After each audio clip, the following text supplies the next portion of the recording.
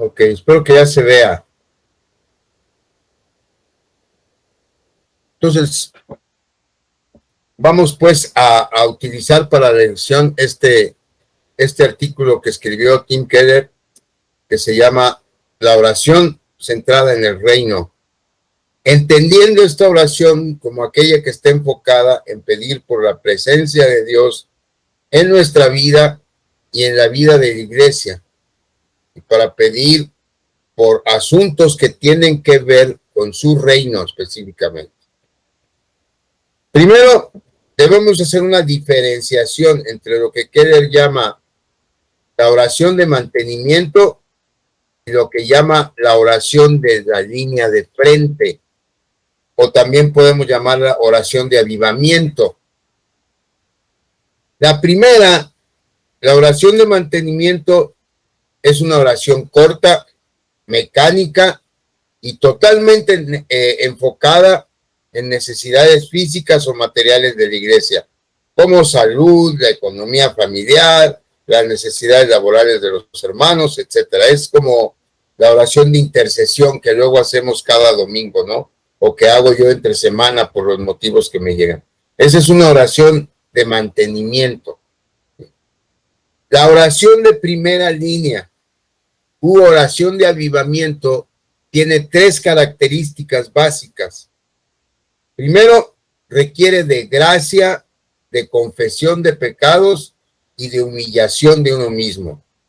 Eso es lo primero el primer elemento de esta oración. Después, debe llevar una fuerte dosis de compasión y de celo por el florecimiento de la iglesia y la salvación de los que todavía están perdidos. Y el tercer elemento, una búsqueda de conocer a Dios, de ver su rostro, de ver su gloria reflejada en la iglesia. Hay ejemplos bíblicos de este último tipo de oración. En Hechos 4, por ejemplo, se nos narra una oración de este tipo. En Éxodo 33 también hay otra oración que hace Moisés intercediendo por el pueblo de Israel. En Nehemías capítulo 1, luego que Nehemías llega a Israel después del exilio, también hay ejemplo de esta oración de avivamiento u oración de primera línea, ¿verdad? Por cierto, que necesito pedirles que lean durante esta semana estos tres pasajes: Hechos 4, Éxodo 33 y Nehemías 1. También les recuerdo que en cualquier momento me pueden interrumpir si tienen una duda o un comentario que hacer. Otra vez las citas, por favor. Hechos 4, Éxodo 33 y Nehemías 1. En los tres pasajes, estos elementos son fáciles de ver, los que vimos primero, ¿sí? Es decir, la confesión de pecados, la compasión y el celo por el florecimiento de la iglesia y la búsqueda de conocer a Dios. En Hechos 4, por ejemplo, ¿alguien tiene el micrófono activado? Y como que se está distorsionando, siento yo que se distorsiona. Bueno, en Hechos 4, del 29 al 31, encontramos la compasión y el celo por el florecimiento de la iglesia y la salvación de los perdidos. Esta es una oración que está haciendo la iglesia después de que habían apresado a Pedro, después que él regresó, después de salir de la cárcel, sí. Dice Hechos 4 del 29 al 31. Fíjense por lo que piden. Y ahora, Señor, mira sus amenazas, es decir, las amenazas del pueblo, de los principales sacerdotes y de los romanos. Y concede a tus siervos que con todo denuedo hablen tu palabra, mientras extiendes tu mano para que se hagan sanidades y señales y prodigios mediante el nombre de tu santo Hijo Jesús. Cuando hubieron orado, el lugar en que estaban congregados tembló, y todos fueron llenos del Espíritu Santo y hablaban con denuedo la palabra de Dios.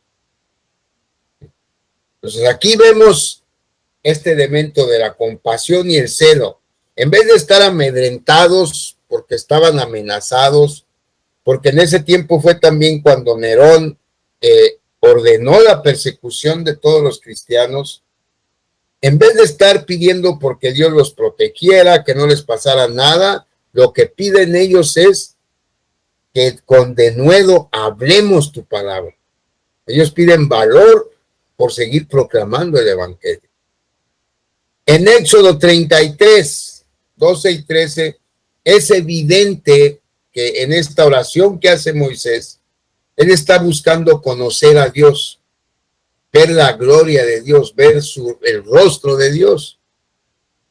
Leemos ahí en Éxodo 33, 12 y 13. Y dijo Moisés a Jehová, mira, tú me dices a mí, saca a este pueblo, y tú no me has declarado a quién enviarás conmigo. Sin embargo, tú dices, yo te he conocido por tu nombre y has hallado también gracia en mis ojos. Ahora pues, si he hallado gracia en tus ojos, te ruego que me muestres ahora tu camino para que te conozca y halle gracia en tus ojos. Y mira que esta gente es pueblo tuyo. Aquí Moisés está pidiendo conocer a Dios, sentir la presencia de Dios en su vida. Y en la oración de Nehemías, en el capítulo 1, versículos 6 y 7, está claramente presente la confesión de pecados y la humillación de uno mismo. Ahí dice Nehemías, esté ahora atento tu oído y abiertos tus ojos para oír la oración de tu siervo, que hago ahora delante de ti día y noche por los hijos de Israel, tus siervos. Y confieso los pecados de los hijos de Israel que hemos cometido contra ti.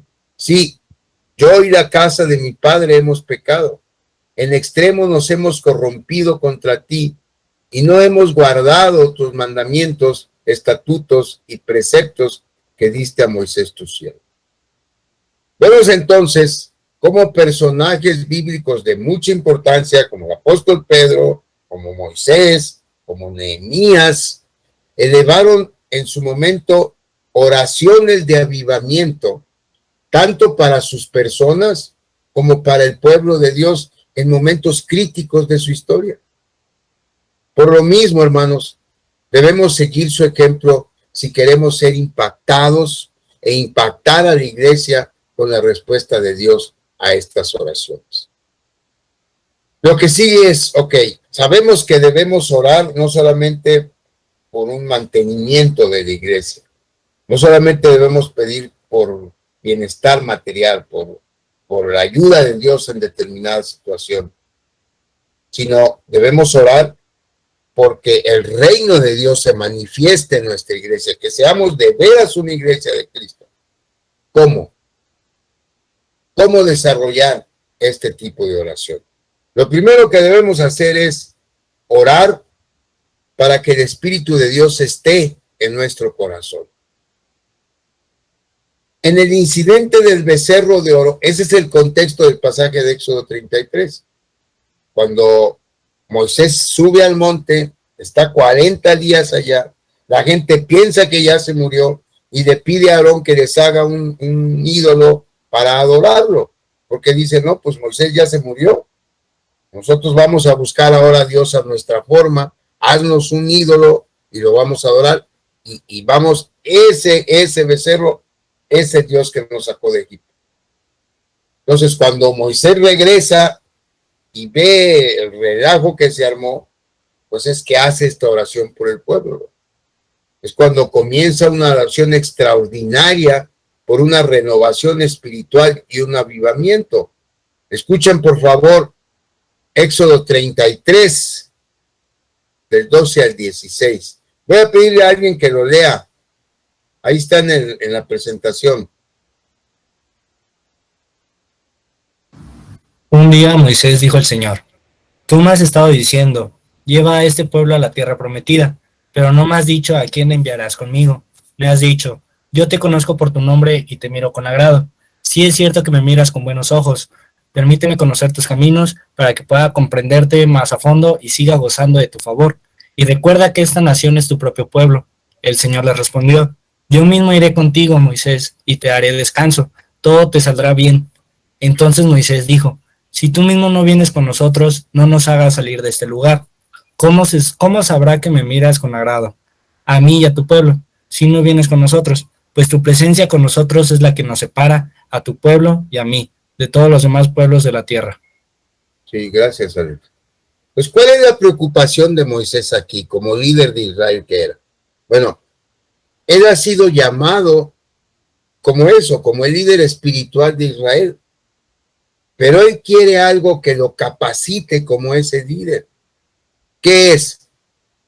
En el versículo 12, fíjense que dice, tú me has estado diciendo, lleva a este pueblo a la tierra prometida, pero no me has dicho a quién enviarás contigo. Me has dicho, yo te conozco por tu nombre y te miro con agrado. Entonces, ahí Moisés le está diciendo, ok, tú me estás diciendo que me conoces personalmente, que tú me has dado tu aprobación, pero en el 13 declara él, si eso es verdad, entonces enséñame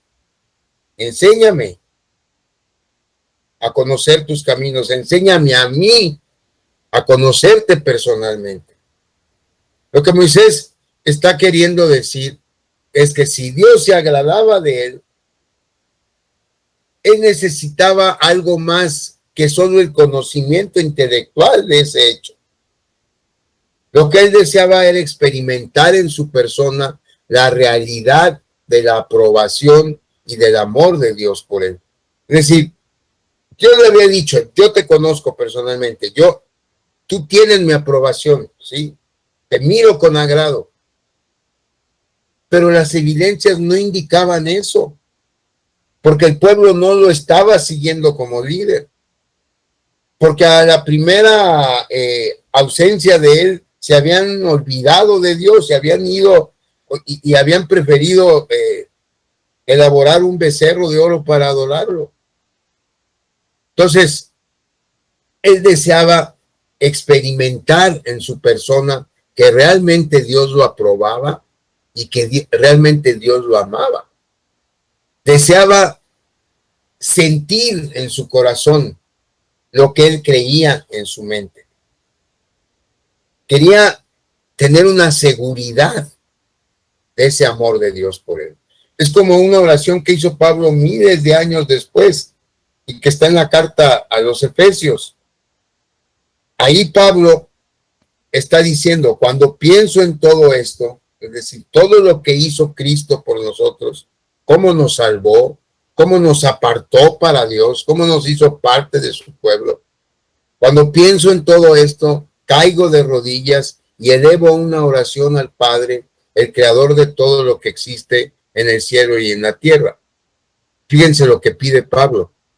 Pido en oración que de sus gloriosas e inagotables recursos los fortalezca con poder en el ser interior por medio de su espíritu. Entonces Cristo habitará en el corazón de ustedes a medida que confíen en él.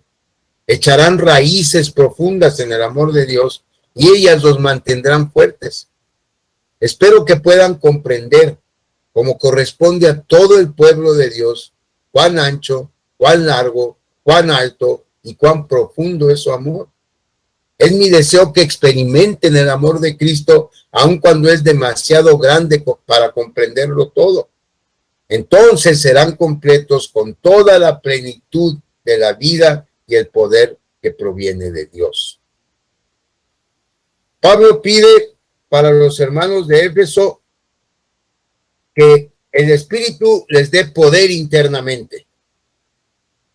Luego, que Cristo habite en sus corazones, que puedan conocer el amor de Cristo y que puedan ser completamente llenos de Dios. Esas 4 peticiones están en el pasaje que acabo de leer. Si nos ponemos a pensar, es una oración extraña. porque Pablo está orando por cristianos. Y un cristiano es alguien quien por definición tiene a Cristo morando en él.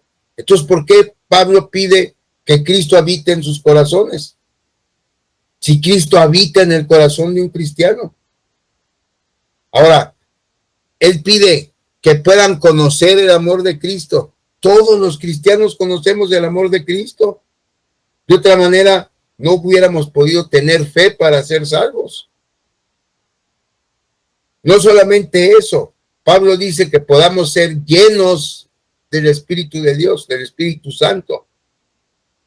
Y uno se pregunta, ¿pero cómo? Si el Espíritu Santo no estuviera en nuestro corazón, nunca hubiéramos creído. Y además el Espíritu Santo no se nos da por medida. No tenemos un cuarto de Espíritu Santo o medio Espíritu Santo. O lo tenemos o no lo tenemos. Entonces, ¿por qué Pablo dice que puedan ser completamente llenos del Espíritu de Dios? ¿Sí? ¿Por qué? ¿Qué es lo que Pablo está pidiendo? Pablo está pidiendo lo mismo que pedía Moisés. Miren, una cosa es tener una cuenta bancaria y otra cosa es retirar dinero de esa cuenta. Es decir, yo puedo saber que tengo 20,000 pesos o 5,000 pesos o 100,000 pesos en mi cuenta, pero si no los puedo retirar, no puedo disfrutar de ese dinero. Sé que ahí están, pero no lo puedo disfrutar. Del mismo modo, una cosa es tener a Dios como nuestro Padre, tener a Jesús como el que nos ama, saber que el Espíritu Santo mora en nosotros. Pero otra cosa es experimentar esa verdad dentro de nosotros, ser moldeados en nuestro hombre interior, en lo profundo de nuestro ser, por ese conocimiento y por esa experiencia. Y no solo en lo profundo de nuestro ser, sino también en cada situación de nuestra vida cotidiana. Porque si tenemos ese convencimiento y experimentamos el amor de Dios en nuestro ser interior, es obvio que lo vamos a reflejar en nuestras relaciones externas. Eso es lo que Pablo quiere. Él no solamente quiere que nosotros creamos que la completa gloria y la grandeza de Dios están con nosotros, sino que desea que sintamos esa gloria para ser llenados por ella y que seamos moldeados por ella.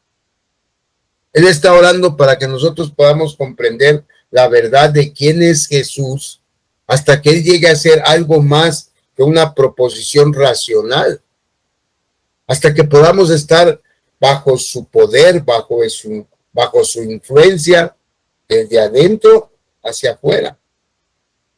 Por ejemplo, si creemos que Dios nos ama, entonces, ¿por qué nos desconsolamos tanto cuando otros nos critican?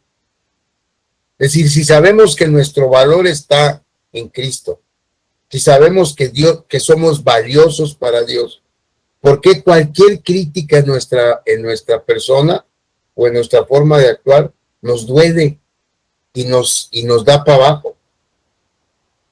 Pero cuando la verdad del amor de Dios por nosotros crece, nos conforta, nos emociona, entonces descubrimos que la crítica ya no nos lastima como antes. La escuchamos, sí, puede incluso llegar a afectarnos, pero no nos paraliza, no determina cómo actuamos o dejamos de actuar.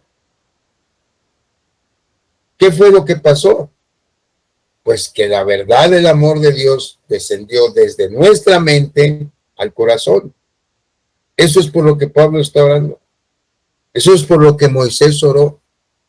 Y eso es por lo que nosotros debemos pedir primeramente en una oración por avivamiento. Que podamos ser llenos, que podamos conocer realmente al Dios, ¿sí? El Espíritu Santo de Dios esté en nuestro corazón. Ya está. Pero que podamos sentir esa presencia del Espíritu Santo dentro de nosotros mismos. ¿Okay? Jonathan Edwards, uno de los evangelistas más, ¿cómo quisiera decir yo? Uno de los más potentes, más significativos, más importantes cuando el cristianismo llegó acá a América. Hizo un sermón, hizo muchos, pero uno de tantos se llamaba una divina y sobrenatural luz, y está basado precisamente en Éxodo 33, que es esta oración que hace Moisés, y en Efesios 3, que es esta oración que hace Pablo. Escuchen solamente un fragmento de este sermón.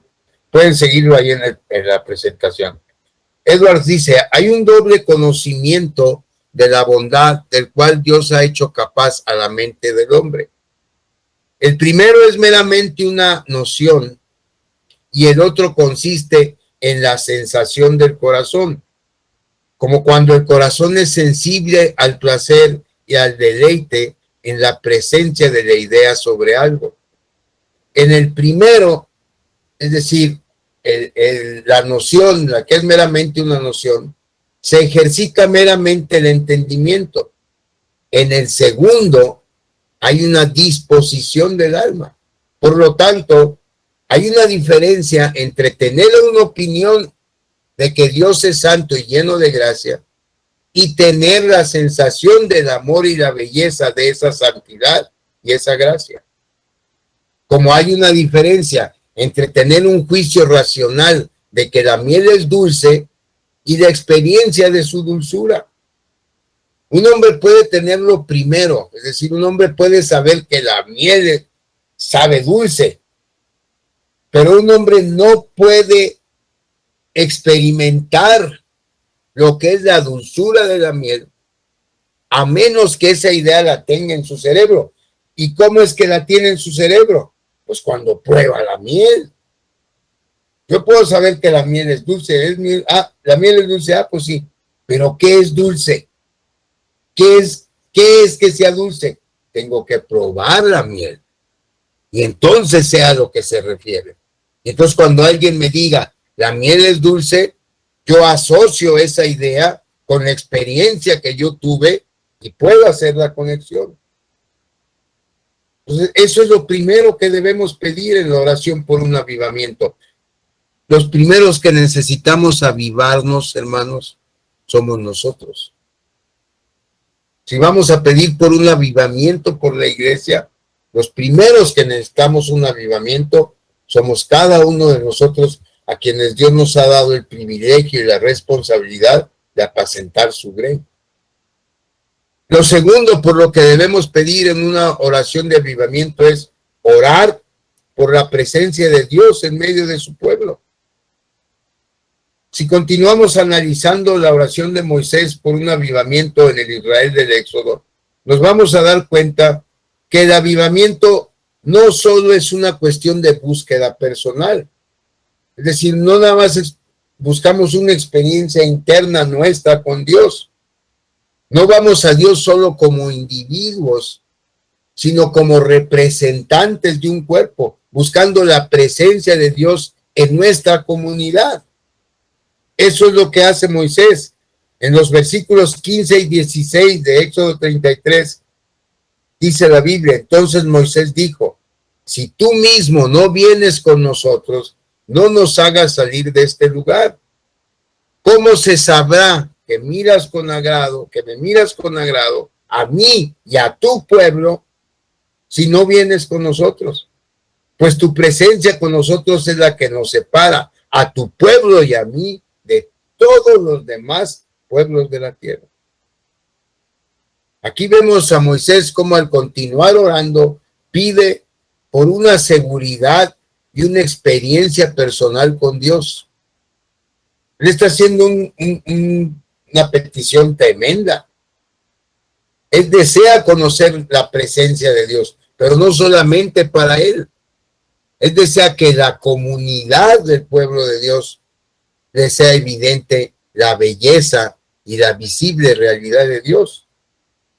Y esa es una petición primordial también en nuestro caso, porque en la medida que sea evidente para la iglesia la realidad y la belleza de Dios, en esa medida la vamos a reflejar hacia adentro, pero más importante, hacia afuera, haciendo que nuestro entorno no cristiano nos reconozca como una comunidad diferente, digna de ser conocida por ellos.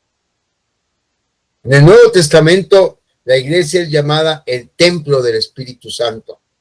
Por ejemplo, en 1 Corintios 3:16, no se dan cuenta de que todos ustedes juntos son el templo de Dios y que el Espíritu de Dios vive en ustedes. Ustedes son el templo de Dios. Es decir, vean esta fotografía de nosotros, de puerta. La iglesia no son las columnas, la iglesia no es la lámpara, la iglesia no son los gasofilacios ni el equipo de sonido. El templo de Dios, en donde mora el Espíritu de Dios, es en nosotros. Desde Pau, que es la más chiquita ahí, hasta el hermano Toño, creo que ahí estaba también el hermano Toño, no está aquí en esta. Pues hasta yo, que soy el más viejo. Nosotros somos el templo del Espíritu Santo. Es una afirmación asombrosa. La presencia del Espíritu en nuestra vida por medio de Jesús es el cumplimiento de la promesa del Antiguo Testamento, donde dice que Dios llenará a su pueblo y mostrará al mundo la nueva humanidad, un nuevo hombre en la sociedad. Nosotros somos ese nuevo hombre, cada uno de nosotros. ¿Y cuál es la diferencia? La diferencia es que en donde sea, en las prácticas de negocio, en las relaciones interraciales, en la vida familiar, en el trabajo, en el descanso, en el sexo inclusive, en el dinero y en el poder, somos usados para servir y para promover el florecimiento de otros. Y es tan importante que dignifiquemos con nuestros hechos la santidad de la iglesia, que en el siguiente versículo, es decir, en 1 Corintios 3:17, Pablo hace una severa amonestación a quien trate o a quien atente contra la iglesia. Él dice, Dios destruirá a cualquiera que destruya este templo, pues el templo de Dios es santo y ustedes son ese templo. Aquí Pablo está advirtiendo a los que están destruyendo la unidad y la comunidad de la iglesia por medio de un espíritu divisor, por medio de contenciones entre sectores leales a un grupo particular de líderes cristianos que serán destruidos por Dios. Es terrible eso. Pero el argumento de Pablo es presionar al espíritu y destruir la comunidad es igual que tirar abajo el templo de Dios. Y eso estaba pasando en la iglesia de Corinto. Había personas que estaban en el proceso de desmantelar la iglesia de Corinto, porque en su fascinación que tenían con la sabiduría, trataban de seguir al líder humano que según su criterio era el mejor, aunque eso significara dividir la iglesia. Entonces Pablo les advierte en los siguientes versículos, en el 18 y el 19, dejen de engañarse a sí mismos. Si piensan que son sabios de acuerdo a los criterios de este mundo, necesitan volverse necios para ser verdaderamente sabios. Pues la sabiduría de este mundo es necedad para Dios. Así que no se jacten de seguir a un líder humano en particular, pues a ustedes les pertenece todo, ya sea Pablo o Apolos o Pedro o el mundo o la vida y la muerte o el presente y el futuro. Todo les pertenece a ustedes y ustedes pertenecen a Cristo y Cristo pertenece a Dios. La preocupación de Pablo era la unidad de la iglesia, más que sus conocimientos doctrinales, porque la iglesia congregada es el lugar de la presencia personal de Dios por medio de su Espíritu. Eso es lo que distingue al nuevo pueblo de Dios de todos los demás pueblos sobre la faz de la tierra. Entonces no hay una expresión en todo el Nuevo Testamento acerca de la naturaleza de la iglesia local que sea mejor que esta, la que la describe como el templo de Dios. Pablo entendió que la presencia del Espíritu no es solamente para dar a los individuos una gran experiencia, sino para hacer de la comunidad cristiana una sociedad que sea absolutamente única, además de ser una comunidad de amor y verdad y belleza. Entonces, mis amados hermanos, la oración de avivamiento no es tan solo para nosotros. Es decir, no necesitamos pedir que nosotros podamos conocer a Dios. Necesitamos pedir que también la iglesia, que es el cuerpo de Cristo, sea también avivada por este conocimiento de Dios.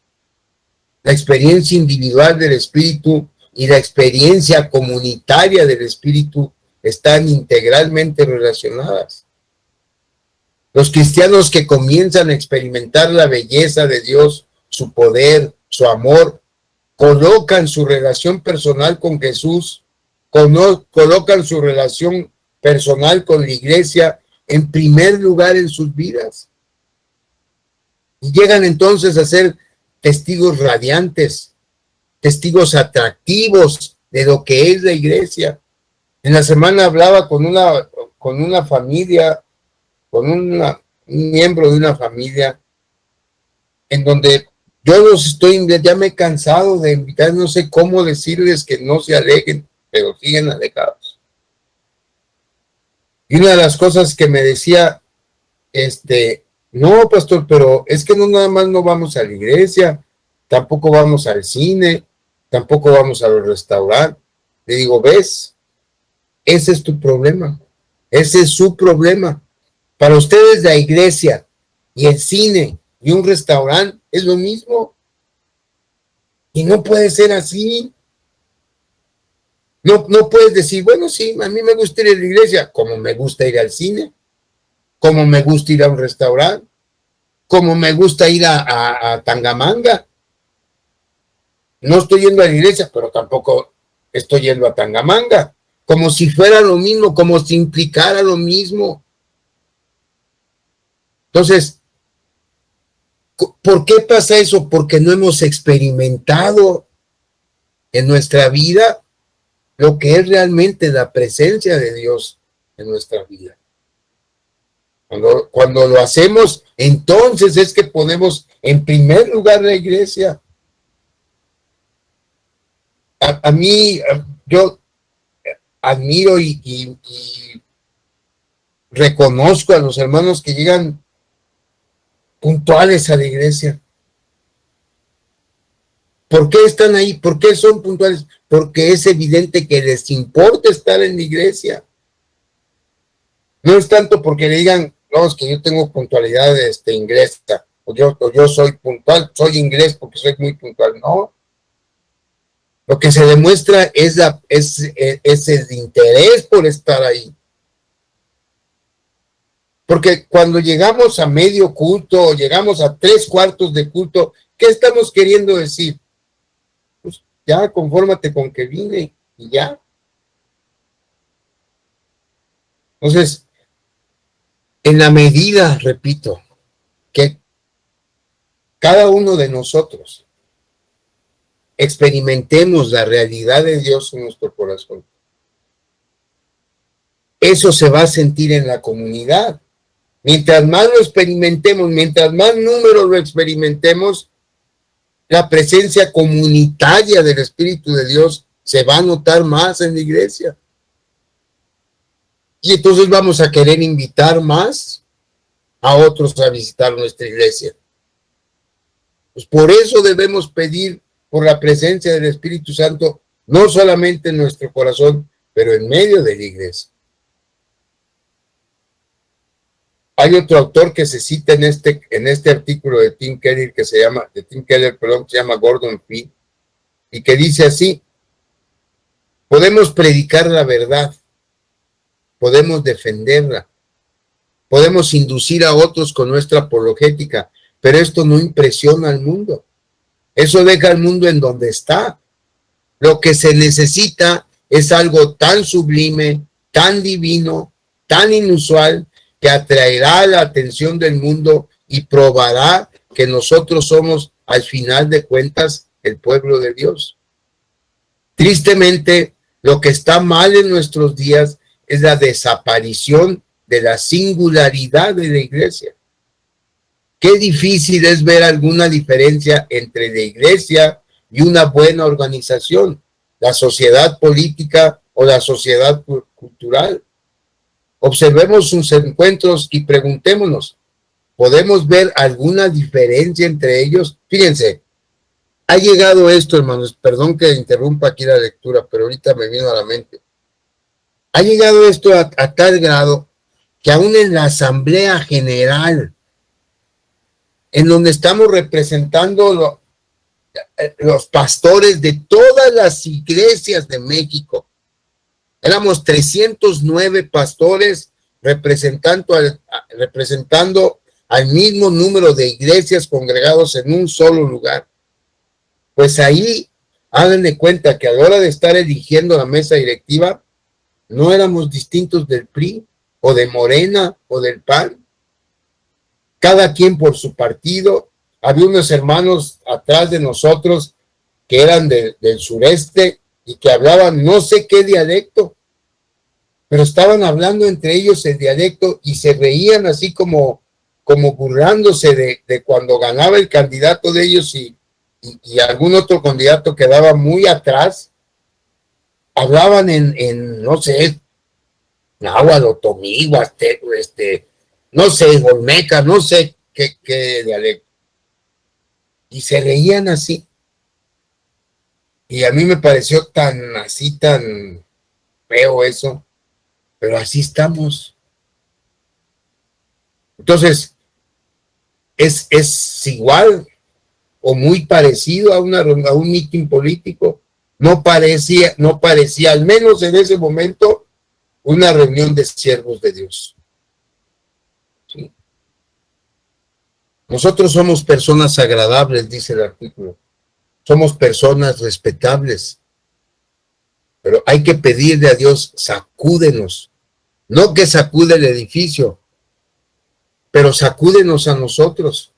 Pidámosle que haga con nosotros que sea tan maravilloso que el mundo esté motivado a mirar y a decir, ¿qué es esto? Así como lo dijeron en el día de Pentecostés, o cuando el Espíritu Santo fue derramado sobre George Whitefield y los Wesley, Johnny Charles. Entonces, ¿qué es la segunda cosa que hay que pedir en una oración por el reino? En una oración centrada en el reino, una oración de la línea de frente, o una oración de avivamiento, que el Espíritu Santo esté en medio de la iglesia. Y la tercera petición es orar por la gloria de Dios en la ciudad. Fíjense cómo vamos, de nuestra persona a la iglesia, a la ciudad. Y es una secuencia, y la secuencia está concatenada. Es decir, el siguiente eslabón de la secuencia no se puede disparar si el primero no se ha disparado. Es decir, no podemos pedir que el Espíritu Santo esté presente en la iglesia si no está primero en nosotros. Y no podemos pedir que la gloria de Dios se manifieste en la ciudad si no se manifiesta en la iglesia. En Génesis 18, Abraham oró ferviente y repetidamente a Dios porque salvara las ciudades de Sodoma y Gomorra. En Jeremías 29, Dios llama a su pueblo a orar por la paz de Babilonia, que había estrellado a los bebés recién nacidos en las peñas, que había abierto el vientre de las madres encintas para matar al bebé que llevaban dentro de ellas. Una sociedad por demás violenta, por demás pagana. Y sin embargo, Dios pide a su pueblo que ore por ellos. Entonces, como líderes que somos llamados también a orar para que la gloria de Dios le sea revelada a nuestra ciudad. Después de todo, para eso queremos un avivamiento, ¿no? Queremos que se avive la iglesia para traer más almas a los pies de Cristo, sino cuál sería el caso de estar avivados. ¿Estar nosotros los mismos? No le veo mucho caso.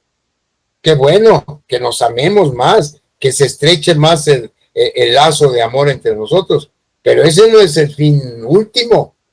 El fin es que ese amor se pueda proyectar hacia afuera también, porque así es como es en la historia bíblica. El que la gloria de Dios se manifieste en el mundo es un tema mayor en los salmos.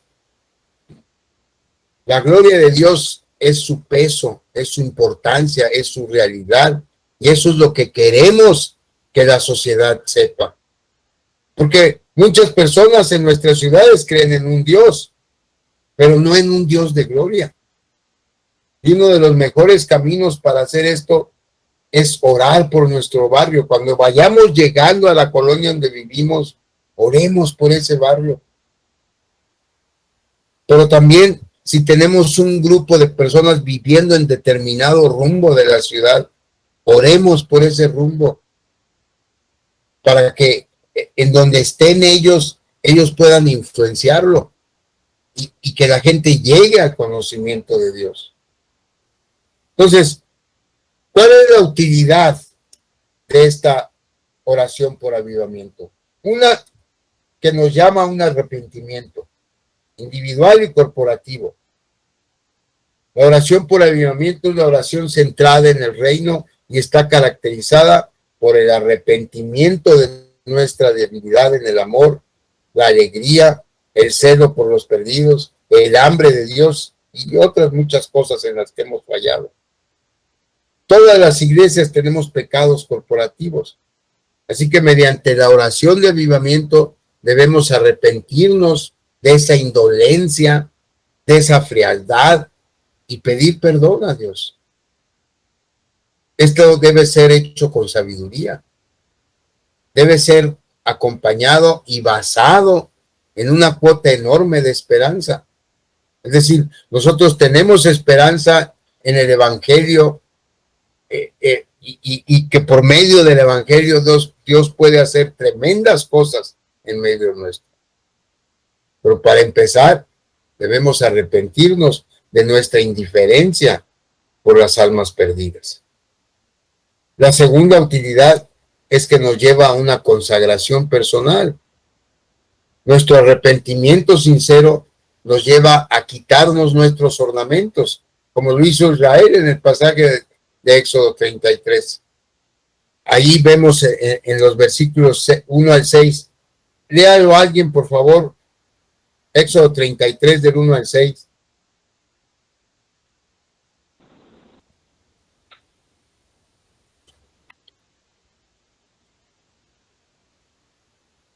¿Esos fueron?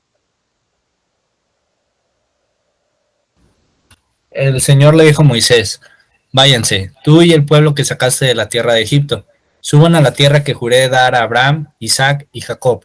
A ellos les dije: daré esta tierra a sus descendientes, enviaré un ángel delante de ti para expulsar a los cananeos, los amorreos, los hititas, los fereceos, los heveos y los jebuseos.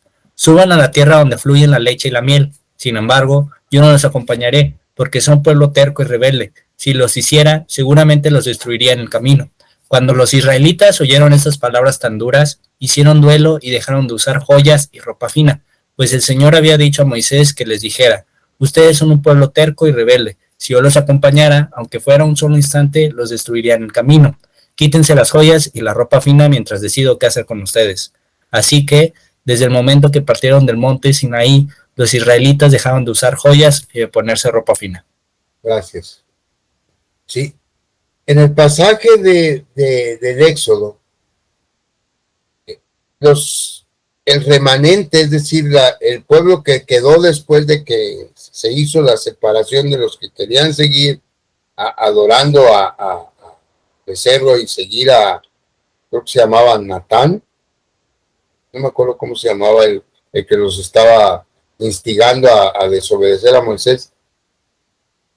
Pero después de eso, que es cuando Moisés ora y pide la intervención y la presencia de Dios en medio de su pueblo, es cuando el Señor le dice: Sí, sí voy a estar contigo, pero voy a enviar a mi ángel. Yo ya no voy a estar en medio de ustedes porque ustedes son muy tercos, me van a hacer enojar y voy a terminar por destruirlos.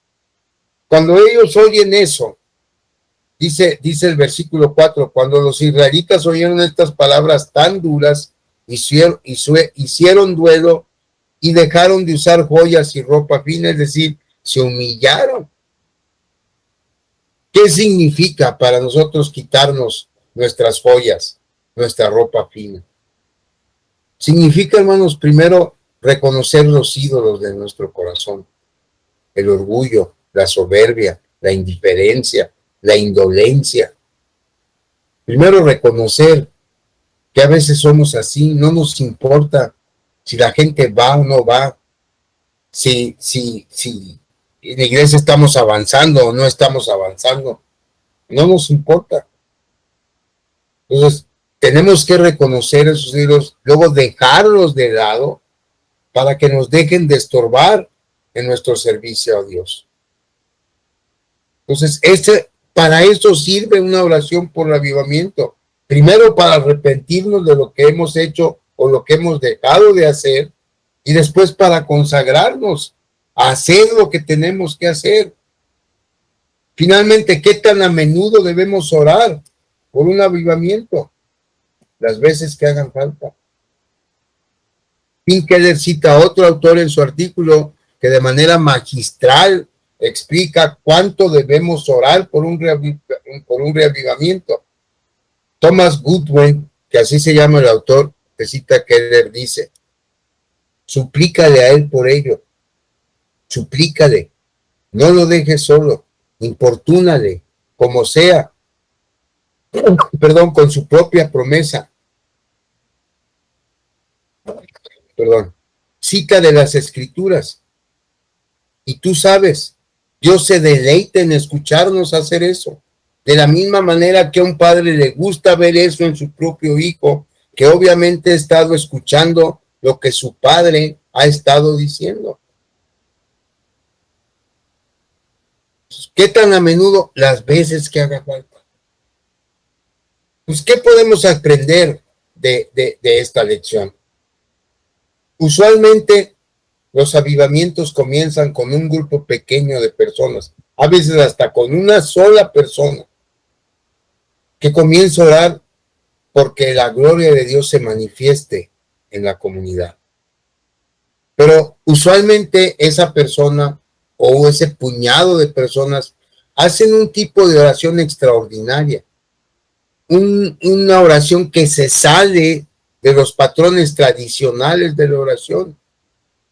Y eso incluye separar una hora y un lugar específico para orar, de la misma manera que levantó Moisés el tabernáculo de reunión. Sí, cuando lean ustedes Éxodo 33, van a fijarse que en el 7 dice: Moisés tenía la costumbre de armar la carpa de reunión a cierta distancia del campamento, y toda persona que quería hacer alguna petición al Señor iba a la carpa de reunión que estaba fuera del campamento. Este tabernáculo de reunión no es el mismo que el tabernáculo que se construyó después y que sirvió de base luego para el templo, no. Este tabernáculo era eso, un lugar apartado, separado, para ir y orar, para ir a estar en comunión con Dios.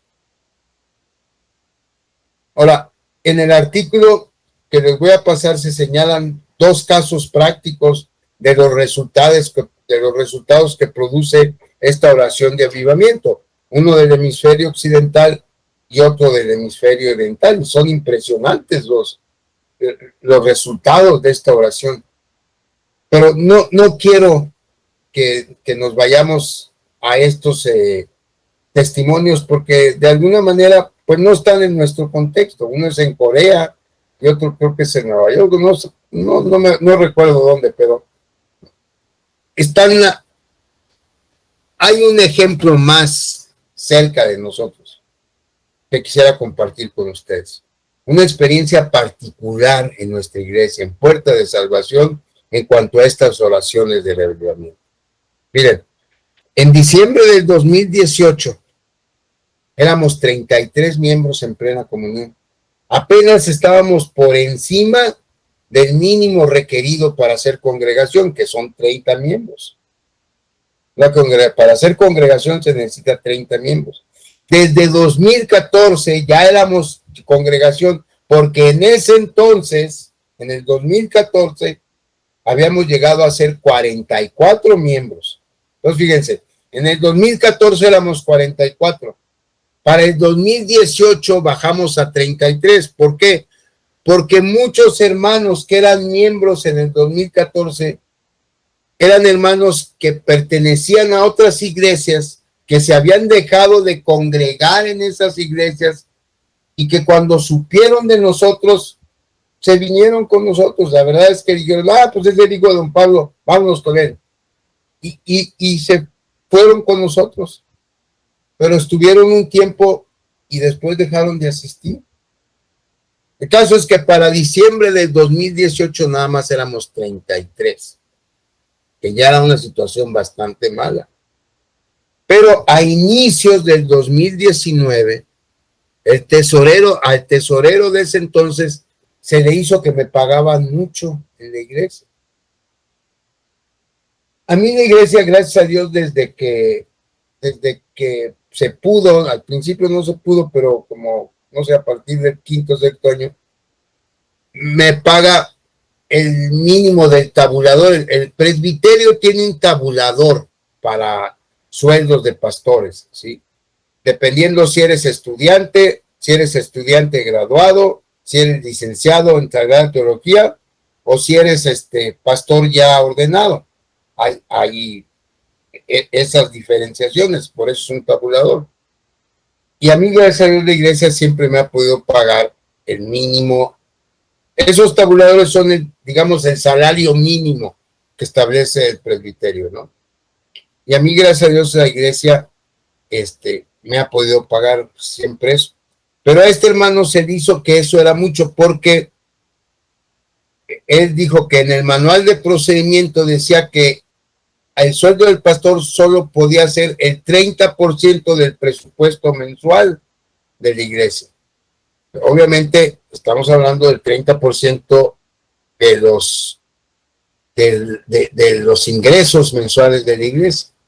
Entonces él decía, no, pues hay que bajarle al pastor y hay que cambiar el sueldo y hay que darle, de lo que se junte de diezmos, hay que estarle pagando el 30%. Eso es lo que está bien, porque así dice el manual de procedimientos. Él no sabía, yo esa vez le dije, bueno, sí, hermano, está bien, más que hay un tabulador que establece el presbiterio. Él dice, no, pero el manual de procedimientos dice así. Yo ni cuando estaba en la iniciativa privada, hermanos, pedí nunca mi salario, menos en la iglesia. Entonces dije, pues está bien, ustedes decidan, si quieren yo me salgo, ustedes discútanlo y ustedes me avisan. Si ustedes deciden que así va a ser, así que sea. Yo no tengo ningún problema. Lo que quedaron esa vez en esa reunión fue que íbamos a estar orando un mes y en la siguiente reunión de directiva se iba a tomar el acuerdo, si se aprobaba la propuesta del hermano tesorero o no. Entonces, a la siguiente reunión la directiva no aprobó la propuesta del hermano. Pero eso no le gustó al hermano y entonces decidió retirarse de la iglesia. Pero no solamente él, se salió también su esposa, otras 3 familias que eran familiares directos de él, y una más que aunque no era su pariente, pues tampoco les parecía bien lo que me pagaban. Entonces se fueron, ¿no?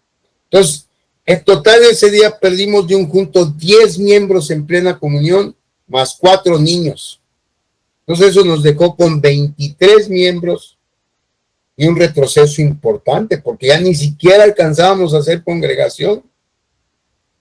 Lo que hice yo fue comunicarle a la iglesia madre, que para entonces ya no era Sion, era Puerta de Salvación de Ciudad Victoria. Les dije yo cómo estaba el asunto. Ellos me dijeron, bueno, comunícalo también al CPI, porque nosotros teníamos todavía el convenio con el CPI vigente. les dije al CPI cómo estaba. El pastor Charles Davidson, que hasta la fecha sigue siendo mi mentor, esa vez vino, estuvo aquí en la iglesia, predicó esa vez, y nos alentó como directiva. En ese tiempo todavía no estaba Emanuel, o sea, todavía era la directiva anterior. El chiste es que la tarde de ese domingo estábamos en la casa y yo no sé cómo me vio Charlie, que me comentó de este artículo de Tim Keller y me recomendó mucho leerlo.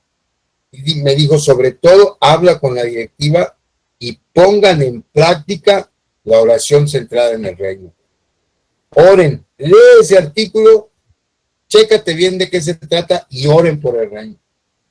Leí el artículo, me impactó mucho, se lo comuniqué a los hermanos de la directiva y acordamos que cada uno de nosotros íbamos a empezar a orar para pedirle a Dios por un avivamiento y que Él nos ayudara para poder continuar con el trabajo de la iglesia. Y Dios es tan bueno, hermanos, que empezaron a llegar personas nuevas en el evangelio, personas que no tenían, oye, pero no estaban todavía amañadas en costumbres así, a pesar de que habían estado en otras iglesias ya más tradicionales. Chistes que para diciembre del 2019, diciembre de ese año, ya éramos 45 miembros, de ser 23 en enero, en diciembre éramos ya 45.